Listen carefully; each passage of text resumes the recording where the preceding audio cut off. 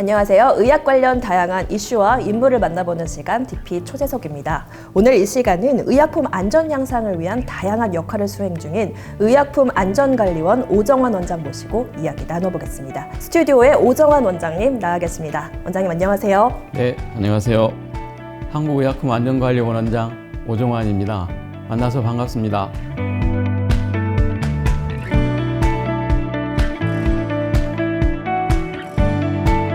네, 원장님 질문에 앞서서 제가 원장님 소개를 잠깐 하는 시간을 갖도록 하겠습니다. 원장님께서는 지난 1991년 공직에 입문을 하셔서 식약청 기획재정담당관실, 또 감사담당관실, 의약품 안전정책과 또 복지부 약무정책과 등에서 두루두루 활동을 하셨습니다. 의약품 안전관리원장직은 지난 2021년 10월에 맡으신 것으로 알고 있는데요. 안전관리원장직으로 오시게 된 배경이나 이유가 있으실까요? 사회자분께서 말씀하셨듯이 저는 30여 년간 식약처에서 공직을 지내왔고 식품과 의료제품 전반의 안전정책의 실무 경험을 쌓아왔습니다. 실무에 이어 의약품 안전원에 부임하기 전에는 경인식약청장을 지낸 바 있는데요. 우리 사회의 보건 안전 향상을 위해 노력해온 저는 그 모든 경험과 노하우를 의약품 안전원 직원들과 함께 나누고 싶고 새로운 10년을 열어가고자 의약품 안전원에 지원하게 됐습니다. 퇴임하는 그날까지 소통하고 화합하는 경영으로 임직원이 모든 역량을 마음껏 펼칠 수 있는 장을 만들고 청렴하고 공정한 업무 수행으로 국민에게 신뢰받는 공직 질서를 확립하는 데 많은 노력을 하고자 합니다. 네, 원장님. 의약품 안전관리원장직 임기가 3년이고 올해 마지막 임기를 지내고 계신 것으로 알고 있습니다. 취임 당시에 목표나 계획은 또 얼마나 이루셨고 임기 중에 기억에 남는 주요 업무나 현안이 있으시다면 어떤 것들이 있을까요? 첫째로 정부 출범 등 경영 환경 변화와 국정 과제에 부합하는 전략적 조직 체계를 마련하고 기능 중심으로 조직 역량을 극대화하기 위해 노력했습니다.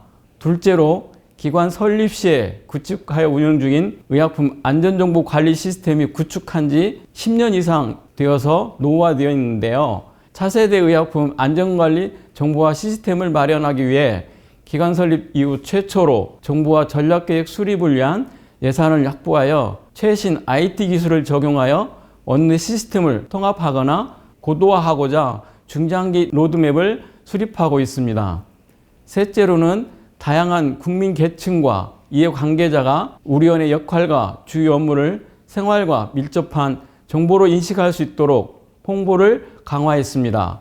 국민과 보다 더 소통하고자 23년 1월 1일자로 교육 홍보팀을 신설했고 그 이후 국민 눈높이에 맞춘 의약품 안전정보를 전파하고 소통하기 위하여 다방면으로 노력하고 있습니다. 또한 딱딱하고 어려운 소재의 의약품에 관한 내용을 아이부터 어르신에 이르기까지 효율적으로 전달하기 위해 올바름과 메디슨의 합성어인 올슨이라는 기관 캐릭터를 탄생시켜 트렌드와 전문성을 가미한 콘텐츠들도 제작하여 많은 사랑을 받고 있습니다. 마지막으로 우리 기관에서는 국내 의약품 안전관리 전문 인력뿐만 아니라 아시아 태평양 경제협력체 국가의 규제 당국자 간의 약물 감시 현장 경험을 공유하는 국제 교육도 추진하였는데요.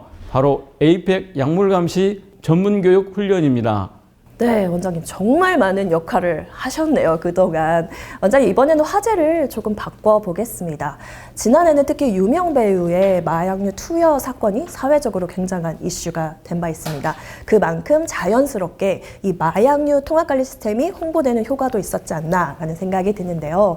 그때 당시 일일 보고 건수가 40여만 건에 달한 것으로 알고 있습니다. 마약류 통합관리 시스템 어떤 건지 구체적인 소개를 부탁드릴게요. 2018년 5월부터 의료용 마약류 취급 내역 보고 제도가 본격적으로 시행되면서 의약품 안전원은 마약류 통합관리 시스템을 통해 의료용 마약류의 생산부터 해당 마약류가 병의원, 약국을 통해 환자에게 조제, 투약되기까지 모든 과정에 대한 내역을 보고받고 있습니다.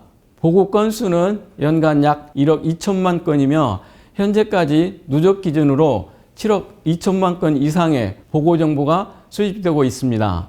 언론 보도 등을 통해 알려진 해당 사건도 마약류 통합관리 시스템을 통해 프로포폴 처방이 많은 의료기관과 개인에 대한 데이터를 조사하던 중에 발견된 사례입니다. 이제는 의료용 마약류 관리를 위해서는 이 마약류 통합관리 시스템이 필수적이다라는 생각이 드는데요. 그럼에도 불구하고 님스 도입 초기에는 의사, 약사, 이 보건의학계의 반발이 상당했습니다. 아무래도 행정적 부담이 따르는 게 사실이니까요. 지금 현재 현장에서의 분위기나 반응은 좀 어떤가요, 원장님?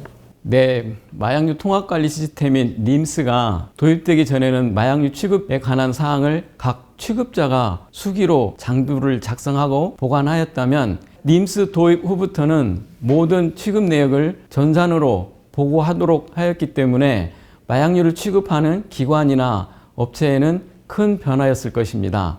특히 의료기관이나 약국 등은 갖가지 보고 업무가 많은데 추가로 업무가 늘어나는 것에 대해 반발이 컸습니다.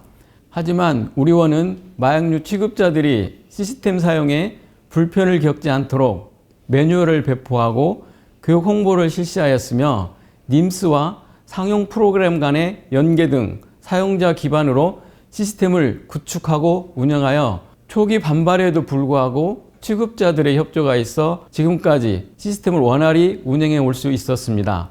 이 자리를 빌어 적극 협조해 주신 분들께 감사의 말씀을 드립니다. 올해 6월에는 의사가 마약류를 처방할 때 투약 내역을 확인하도록 하는 의무화 법안이 시행됩니다. 이에 대비하여 우리원은 처방 프로그램과의 연계 확대, 가입 간소화 등 사용자의 편의성 향상을 위해 지속적으로 노력하고 있으며 의학사 등 의료 전문가와 관련 공무원 등 제도 변화와 관계되는 분들과 소통을 확대하고 처방 의사를 대상으로 교육 홍보를 강화하고 있습니다. 해당 제도의 안정적 시행을 위해 지속적으로 홍보하고 의무화 제도 안착을 통해 의료용 마약류를 보다 안전하게 사용할 수 있는 환경을 조성하는 데 앞장서겠습니다. 네, 원장님. 이번에는 의약품 부작용 피해 구제 제도에 대해서 한번 이야기 나눠보겠습니다. 이 제도는 의약품 제조 수입업자가 납부하는 부담금으로 의약품을 통해 중대한 부작용을 피해를 입은 환자나 그 가족에게 보상해주는 제도로 알고 있습니다. 구체적인 제도에 대한 설명 부탁드릴게요. 네, 그렇습니다. 우리나라에서는 2014년부터 의약품 부작용 피해 구제 제도를 시행하고 있는데요. 약을 정상적으로 복용하더라도 부작용이 발생할 수 있고 부작용으로 입원 치료 등 중대한 피해를 겪은 경우 부작용 피해 구제 제도로 도움을 받으실 수 있습니다.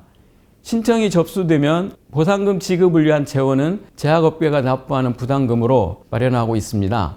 제도를 안정적으로 운영할 수 있도록 사회적 책임을 다해주는 제약업계에 이 자리를 빌어 감사 인사를 드립니다.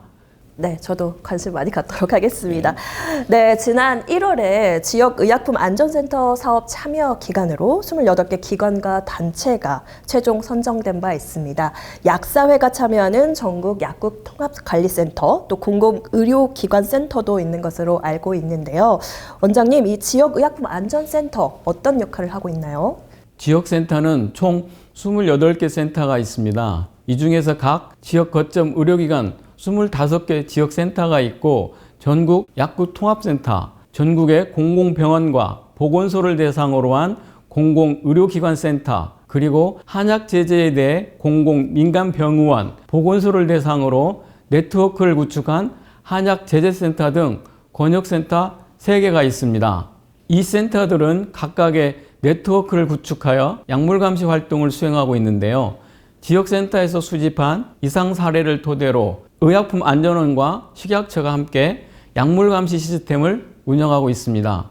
2006년 식약처에서 시범사업으로 3개소를 시작하여 운영하던 것이 우리원 설립 후 2012년에 식약처로부터 지역센터 운영관리 업무를 위탁받아 수행하여 2020년 이후 28개로 지정 운영을 확대해 왔습니다.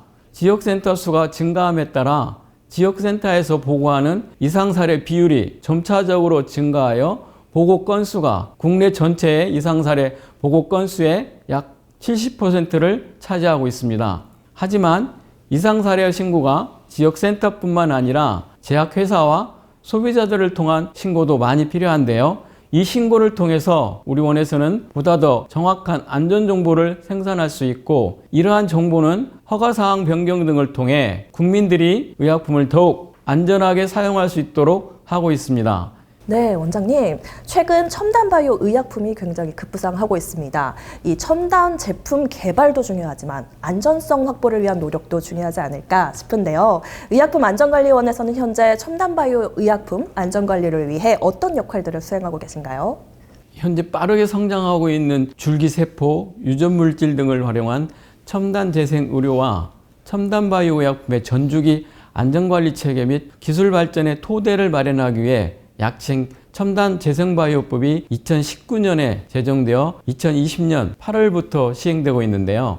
의약품안전원은 첨단 바이오 의약품을 투여받은 환자의 안전을 확보하기 위하여 투여 후 암 등 이상 사례 발생 여부를 장기간 추적 조사를 하고 있습니다. 이러한 장기 추적 조사를 효율적이고 체계적으로 하기 위해 판매 공급, 투여 내역과 투여 환자의 추적 관찰 데이터를 관리할 수 있도록 전산망을 구축하여 운영하고 있고, 장기 추적 조사 계획과 이행, 평가 결과 보고를 검토 관리하고 있으며, 투여 환자에서 발생한 중대한 이상 사례도 수집하여 관리하고 있습니다. 네, 오늘 말씀을 들어보니 안전관리원에서 굉장히 많은 업무들을 수행하고 계신 것 같은데요. DUR 관련 업무도 안전관리원에서 맡고 계신 것으로 알고 있습니다. 이 DUR 무엇이고 또 의약품안전관리원에서는 어떤 관련 업무를 하고 계신지 또 설명을 부탁드릴게요. DUR이란 의약품 적정 사용으로 의약품을 병용하거나 어린이, 인부, 수유부, 노인 등에 투여할 때 주의해야 하는 의약품 정보를 사전에 알리고 정해진 기준에 따라 약물 사용이 적절하게 이루어졌는지 점검하고 평가하는 활동을 말합니다. 의약품안전원에서는 국내외 허가사항과 문헌을 검토하고 전문가 자문을 통해 DUR 정보를 개발하는 업무를 수행합니다. 우리 원이 개발한 DUR 정보안을 식품의약품안전처에 제공하면 식약처는 중앙약사심의위원회를 거쳐 DUR 정보를 고시 공고합니다. 이렇게 고시 공고된 DUR 정보를 건강보험심사평가원에서 운영하고 있는 처방조세 시스템으로 전국의 의료기관과 약국으로 실시간으로 제공하여 처방감시에 활용합니다. 네, 원장님 오늘 말씀 감사드립니다. 감사합니다. 네, 지금까지 오정원 원장님 모시고 의약품안전관리원 업무와 주요 현안에 대해 이야기 나눠봤습니다. 저희는 더 알찬 소식 준비해 다음 시간에 다시 찾아뵙겠습니다. 시청해주신 여러분 고맙습니다.